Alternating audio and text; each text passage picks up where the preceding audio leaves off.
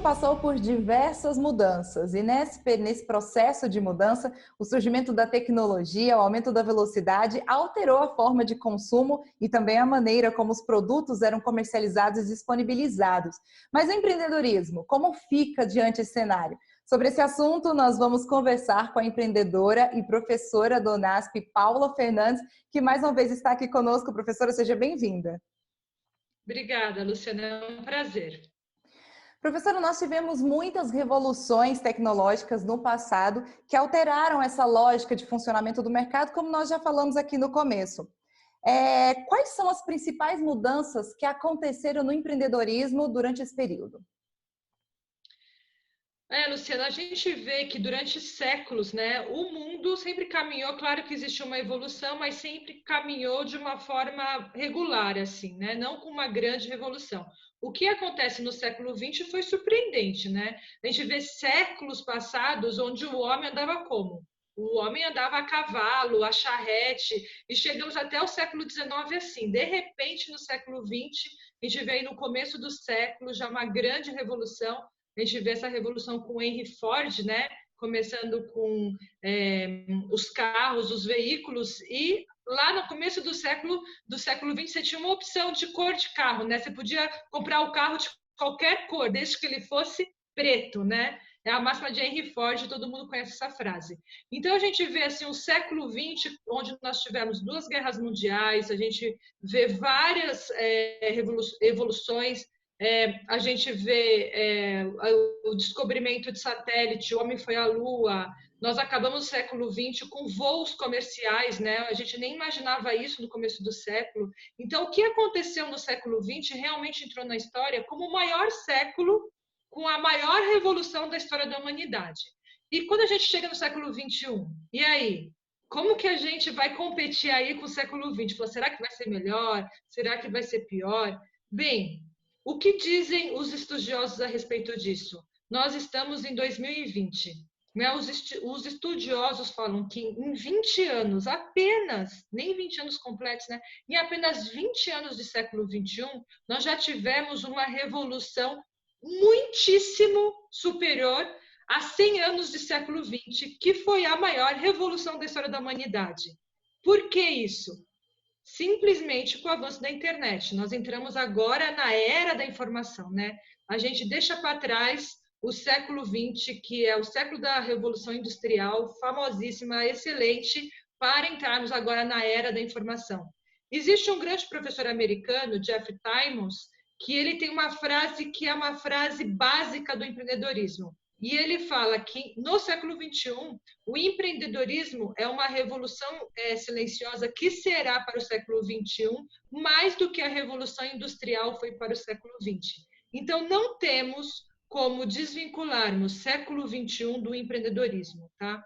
Então, o empreendedorismo, junto com a era da informação, vem com tudo. Então, é sim muito importante as pessoas discutirem o assunto de empreendedorismo, estudarem o assunto de empreendedorismo, que é o que vai ser o grande norte do século XXI.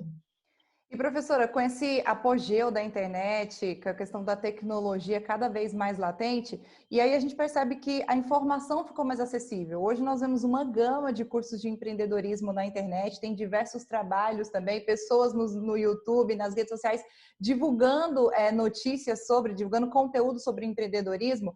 A gente pode afirmar que o empreendedorismo ele se tornou mais acessível hoje para as pessoas? Se tornou mais acessível, mas existe principalmente o incentivo do governo em relação ao empreendedorismo.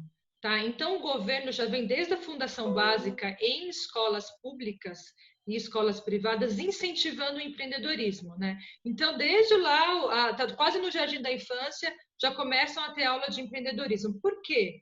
Que o empreendedorismo, só para vocês terem uma ideia, 70% das vagas de emprego estão em micro e pequenas empresas. Então, é o que alavanca a economia.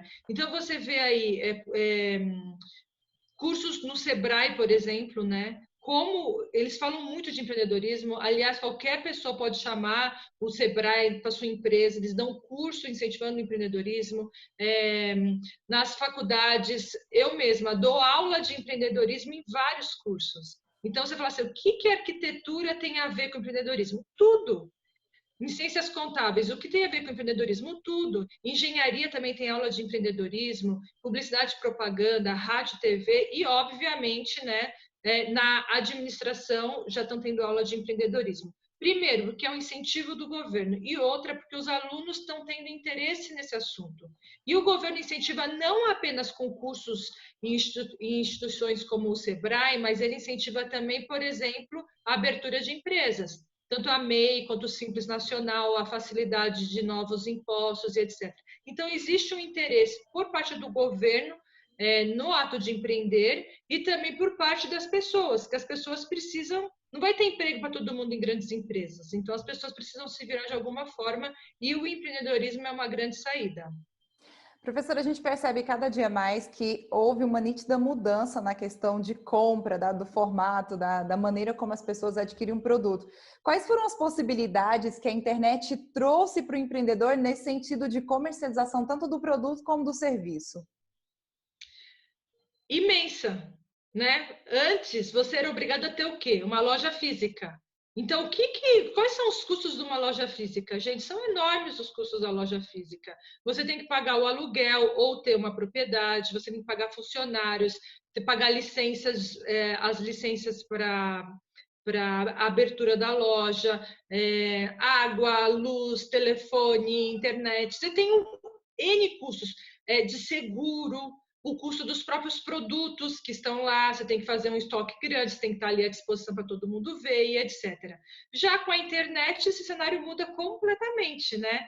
Você não tem nenhum desses custos que eu falei, a não ser do produto, obviamente você precisa ter um estoque, ou dependendo do tipo de negócio, nem estoque você precisa ter. Às vezes você não precisa nem ter um ambiente para guardar os seus produtos. Você pode pedir para o seu fornecedor enviar direto.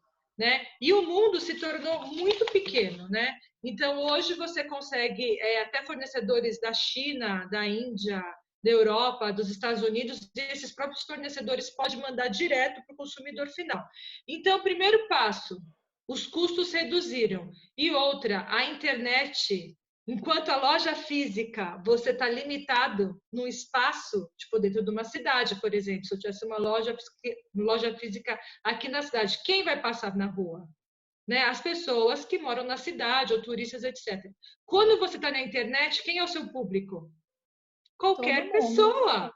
Todo mundo. Desde que você tenha o seu mercado-alvo bem definido, qualquer pessoa. Então, a sua vitrine deixa de ser uma loja regional, local, para se tornar um mundo.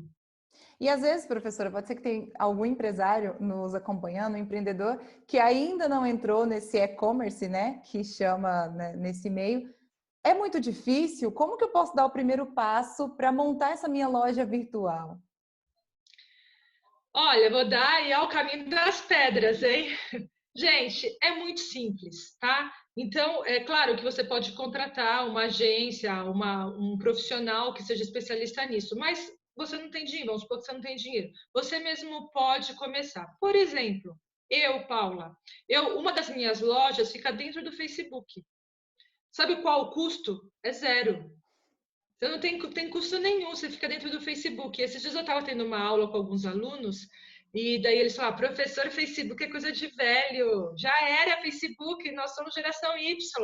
Eu falei, legal. Era uma turma de arquitetura, especificamente. Eu falei, legal, então é Instagram, né? É Instagram, professora. Eu falei, concordo com você, é Instagram.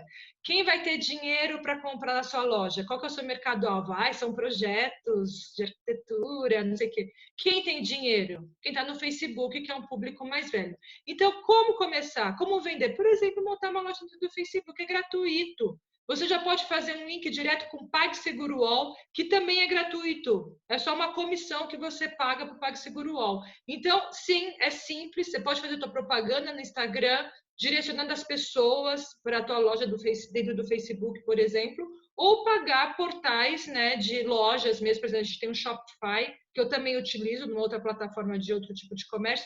O Shopify, por exemplo, que já tem todas as ferramentas lá dentro. É muito mais fácil trabalhar daí você já tem direto um link, mesmo uma página sua na internet e uma loja por trás. E você paga uma comissão, tem uma mensalidade mensal também, e você paga uma comissão para o Shopify. e ele está totalmente interligado no Google, interligado nas redes sociais para você fazer mídia, para você fazer campanha. Então, se você quer ter uma loja virtual, ela é muito fácil e ela está de graça. Pelo menos no Facebook, nesse momento, você não precisa pagar nem o servidor, é só ter uma conta. É interessante que o empreendedor ele pode ir encaixando de acordo com a necessidade e com aquilo que ele pode gastar no momento, né? São diversas possibilidades. Mas, ao mesmo tempo, professora, uma outra questão é que a marca ela fica muito exposta, o empreendedor fica mais exposto quando ele está nas redes sociais. Que cuidados, quais são os cuidados importantes a serem tomados nesse quesito? Olha, obviamente que você vai precisar ter uma conta corporativa, né? Gente, nunca coloque uma conta pessoal, tá? Nunca faça nenhum tipo de vínculo da sua conta do Instagram ou do Facebook pessoal para o seu negócio. Então, você é uma empresa, você é uma marca e uma empresa ali na internet e você tem que saber lidar e trabalhar como uma empresa, né? Eu, particularmente, meu Instagram tem 4 posts, mas o meu Instagram do meu negócio tem lá 200, 300 posts, né? E não existe um link entre a empreendedora Paula e o meu negócio. O meu negócio é o meu negócio e a empreendedora é uma outra história, né? A pessoa física. Então, tem que tomar esses tipos de cuidados. Por exemplo, o WhatsApp. Você pode direcionar o WhatsApp Business. Você tem que ter um número de telefone corporativo, tá bom? Pega um outro chip, deixa ou pega um outro celular. Eu mesmo tenho 4 ou 5 celulares aqui. Então, assim, você tem que ter um número corporativo, você tem que se posicionar como empresa e tirar o vínculo da pessoa física. Tá? Então, são os cuidados básicos, assim, uma conta corporativa no Facebook, uma no Instagram, um número específico para o WhatsApp Business e, obviamente, você não pode colocar o endereço da sua casa, né? Aluga uma caixa postal, caso tenha um e-commerce, etc. Os tipos de cuidados bem básicos. Se a gente olhar para um tempo atrás, professora, nós observávamos que eram sempre grandes empresas no mercado, atuando com seus grupos de colaboradores, e hoje a gente percebe que surgiram várias micro e pequenas empresas que atendem a nichos específicos. Isso aumenta a competitividade. Como lidar com essa questão hoje no mercado? Olha, em questão da competitividade, é o seguinte, como que você luta com o grande, né? Eu sempre dou o exemplo de Davi e Golias, né? Quem conhece a Bíblia aí conhece essa história, mesmo quem não conhece muito a Bíblia já ouviu falar, né? Davi, pequenininho, etc., e lutar contra um gigante, Golias, etc. Como você, pequeno, luta com o gigante, né? A gente chama isso de Oceano Azul e Oceano Vermelho. Então, você imagina uma pizza, né? Então, uma pizza, cada pessoa já tem um pedaço. Então, tem 8 pedaços numa pizza. Vamos supor que isso daí é um mercado extremamente competitivo. Vamos supor, por exemplo, o mercado de refrigerantes, né? Quem vai querer hoje lançar alguma coisa no mercado de refrigerantes? Tem aí os grandes competindo. Daí, na hora que você entra num mercado super competitivo como esse, é a mesma coisa que você está morrendo de fome, você, Luciane, você está com uma fatia sua. Daí, na hora que eu entro nesse mercado, eu vou querer dar uma mordida na sua fatia. E você morrendo de fome. Você vai ficar feliz? Nem um pouco. Não. Você não vai ficar nem um pouco feliz. Você vai falar, como assim? Você está comendo a minha fatia? Só tem um pedaço de pizza, você já vai querendo comer meu pedaço? Você não vai ficar feliz. Você vai fazer de tudo para não me dar essa fatia de mercado. Então, em mercados muito competitivos, é difícil você entrar. Tem poucas oportunidades. O que nós sugerimos? Ir para nichos de mercado. O que são nichos de mercado? São segmentos pequenos que estão em expansão.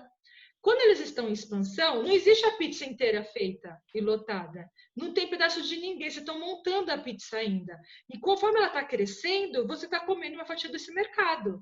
Você está crescendo junto, né? Quando a gente fala em oceano azul e oceano vermelho, o oceano vermelho seria a pizza completa, que cada um já tem o seu pedaço. E é um mercado extremamente competitivo. Quando você vai para o Oceano Azul, é como se você tivesse num mar super calmo, só você com o seu barquinho ali, sem nenhum competidor ou poucos competidores. Não tem ninguém se degladiando, ninguém brigando. Então, é buscar nichos em crescimento, tá? Existem muitas oportunidades do mercado e nichos em crescimento.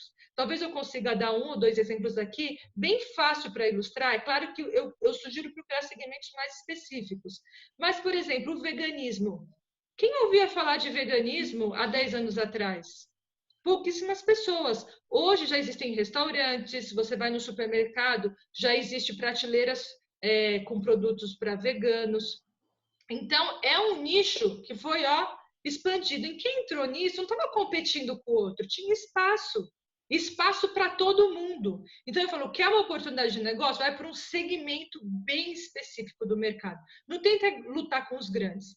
Porém, contudo, entretanto, todavia, você queira competir com os grandes, existe uma forma, talvez, de você competir de uma forma um pouquinho melhor, que é nível de atendimento, né?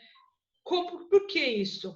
Quando você está com os grandes, já não tem coisa mais irritante do que você querer, por exemplo, cancelar uma linha telefônica, ou querer cancelar um plano de internet, ou Netflix, e tentar ligar para um número que vai naquele 0800 com a maquininha, tentar falar com o cartão de crédito e etc. São horas e É horas muito no telefone tentando falar com o atendente. E cai a ligação quando você fala que é para cancelar. Então, isso daí é lidar com os grandes. Os grandes não conseguem te dar um bom nível de atendimento.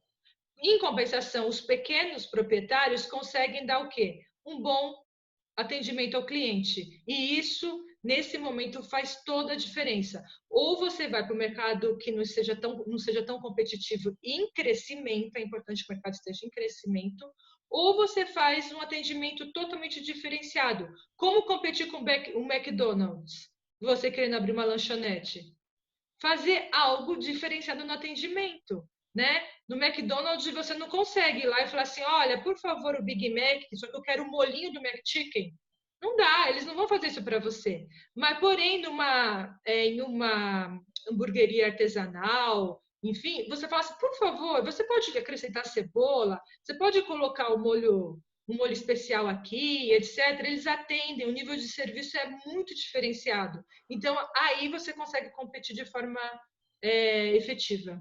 É um serviço mais personalizado, né, professora? Isso, Interessante, isso. nós já conversamos aqui em outras entrevistas sobre a questão dos riscos, e a gente sabe que eles existem. Quais são os desafios e os principais riscos que esse século traz para o empreendedor?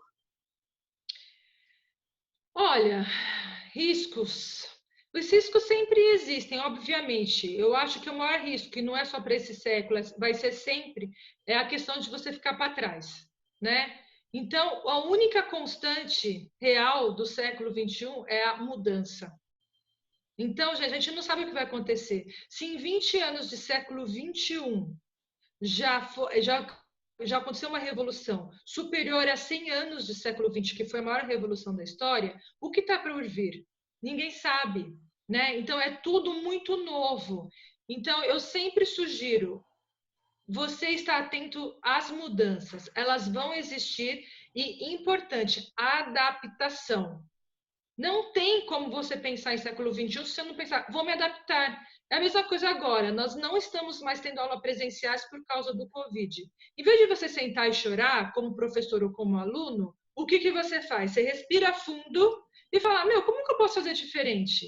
E daí você faz diferente, você usa novas ferramentas, você encontra um monte de coisas interessantes e fala, nossa, quanta coisa eu aprendi. É levantar a cabeça e fazer diferente. E buscar, obviamente, inovação, e quando eu falo em inovação, é uma coisa muito interessante, é o seguinte, a gente fala em inovação, você fala, nossa, eu vou ter que ser o novo Steve Jobs, eu tenho que ser o cara inovador. Não, você não precisa. Quando a gente fala em inovação e uma oportunidade empreendedora, é muito simples.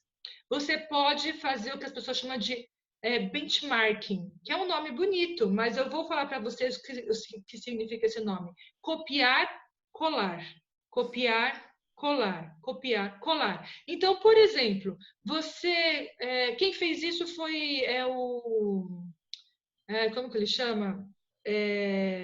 China Box.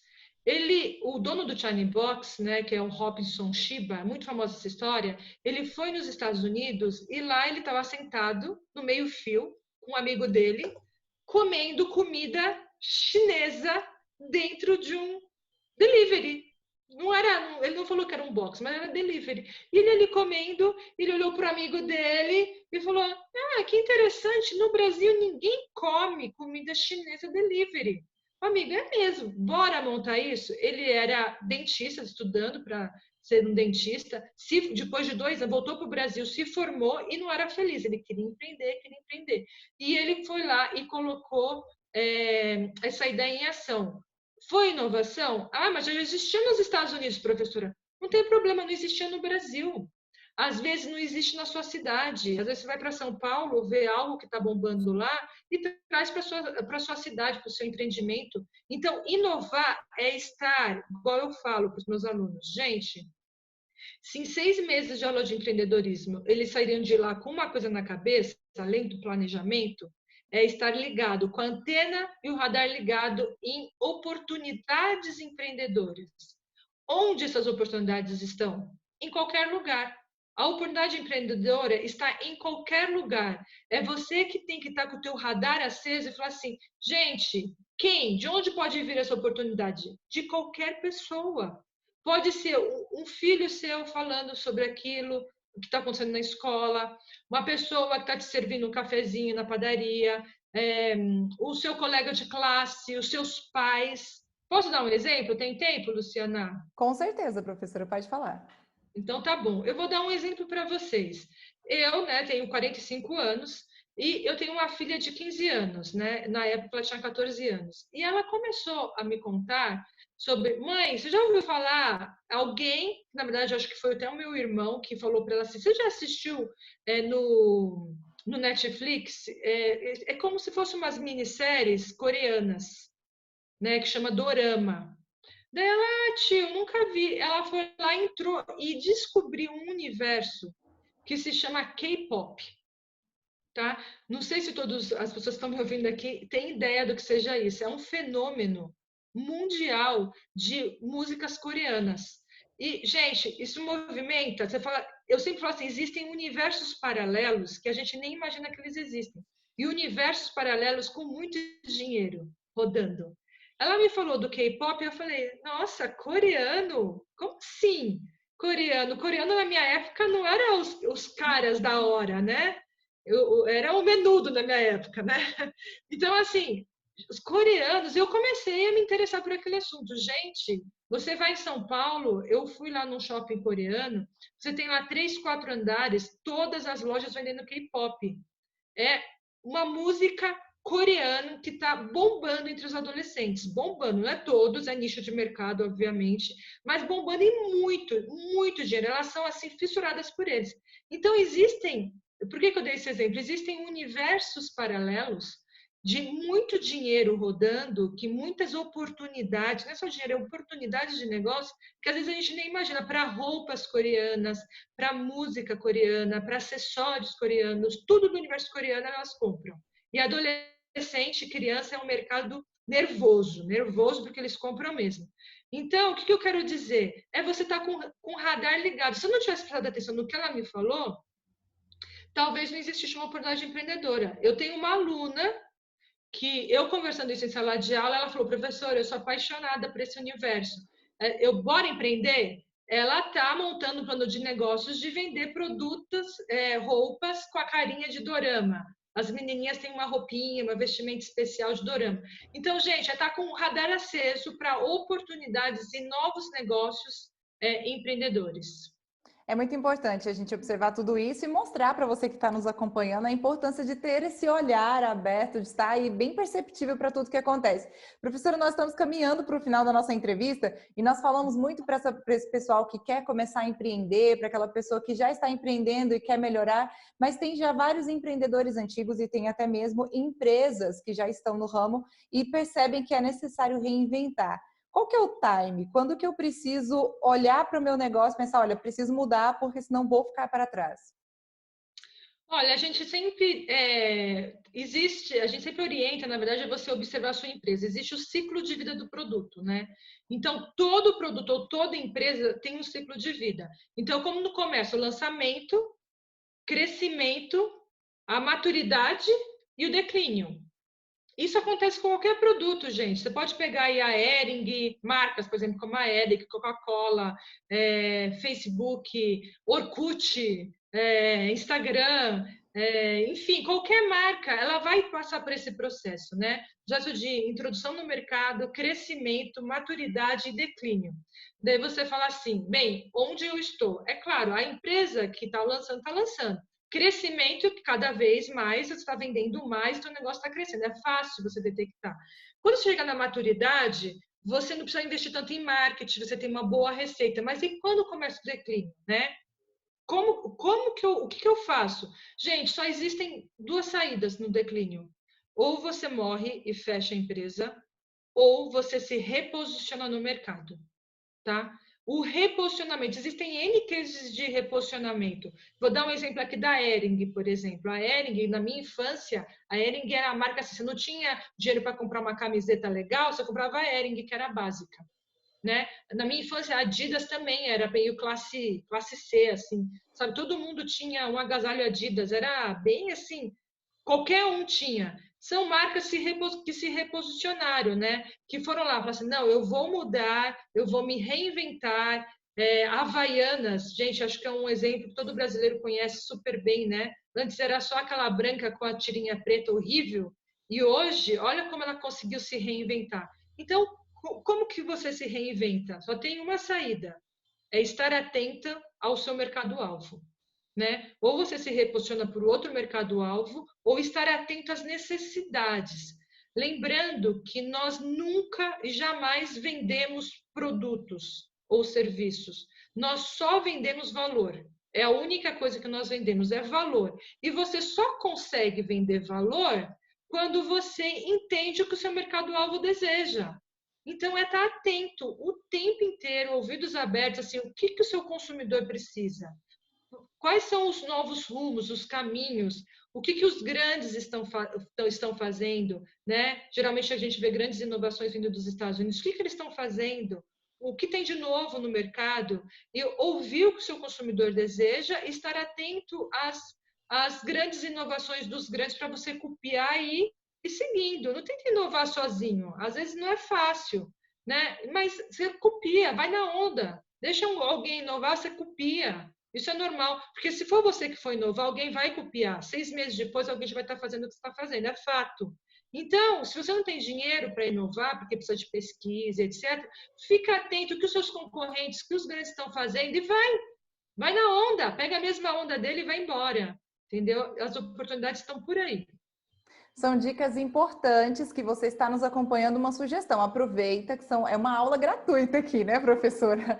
Anota Verdade. tudo na sua agenda, tira suas dúvidas. Você pode estar vendo também toda essa entrevista quantas vezes você precisar para que você possa começar então a empreender. Professora, mais uma vez, muito obrigada. Eu conversei aqui com a empreendedora e professora de administração do NASP, Paula Fernandes. Eu agradeço a sua participação mais uma vez.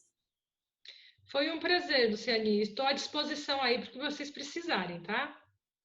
Você pode rever essa entrevista e até ver outras no nosso canal do YouTube, o NASP FM. Até a próxima entrevista.